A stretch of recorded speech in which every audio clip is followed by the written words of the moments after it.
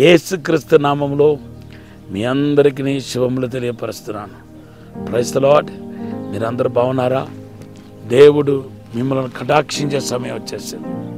దేవుడు మీకు కృప చూపే సమయం వచ్చేసింది. మీరు మీ లైఫ్లో ఏది సాధించలేదో ఇప్పుడు మీరు సాధించబోతున్నారు.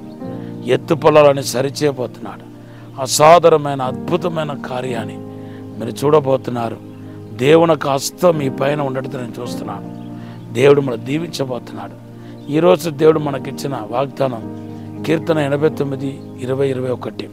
కొద్ది దినాలుగా మనము అబ్రహాం గురించి ధ్యానం చేసుకుంటూ వస్తున్నాం.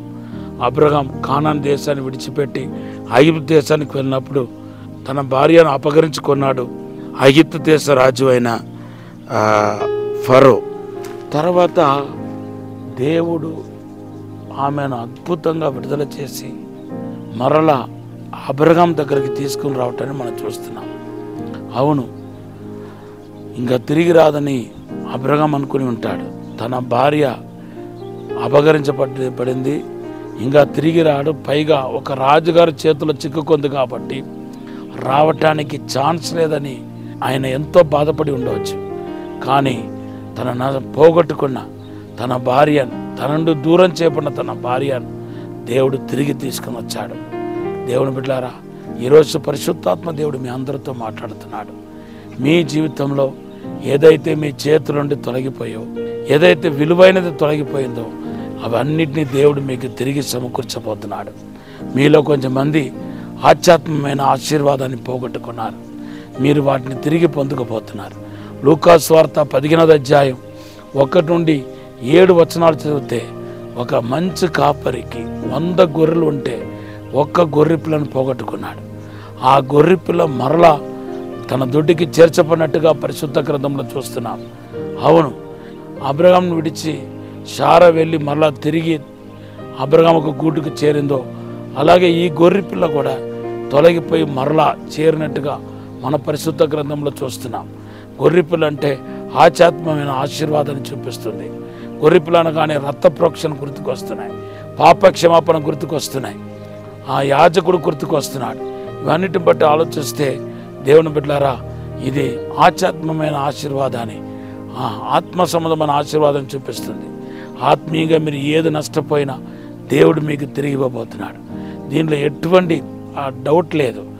దేవుడు ఇప్పుడే మీకు కోల్పోయిన ప్రార్థన జీవితాన్ని, కోల్పోయిన అభిషేకాన్ని, కోల్పోయిన సేవను, కోల్పోయిన ఆశీర్వాదాలన్నింటినీ దేవుడు తిరిగి ఇవ్వబోతున్నాడు.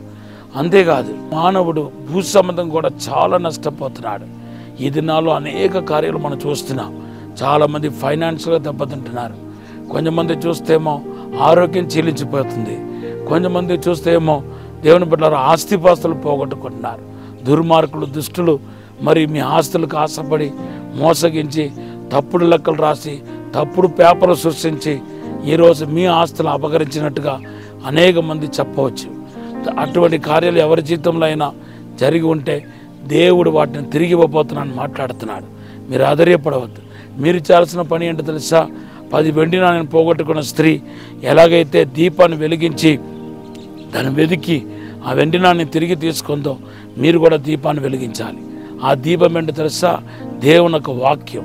కీర్తన 119:105 రాయబడి ఉంది, నీ వాక్యము నా పాదములకు దీపమును, నా త్రోవకు వెలుగై ఉందని రాయబడి ఉంది.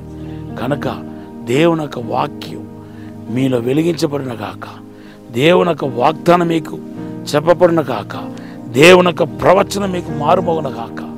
సో అబ్రహాం నుండి వేరు చేయబడి మరి తొలగించబడిన అబ్రహాం నుండి తీసివేయబడిన శారాన్ని దేవుడు ఎలాగైతే తిరిగి ఇచ్చాడో అలాగే మీకు కూడా సమస్త ఆశీర్వాదాలు తిరిగి ఇవ్వబోతున్నాడు.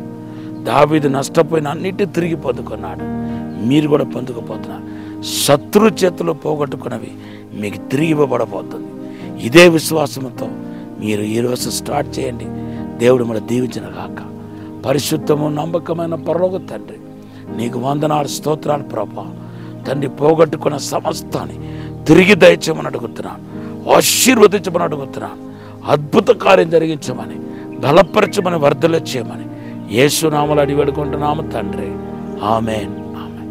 Have a blessed day. God bless you.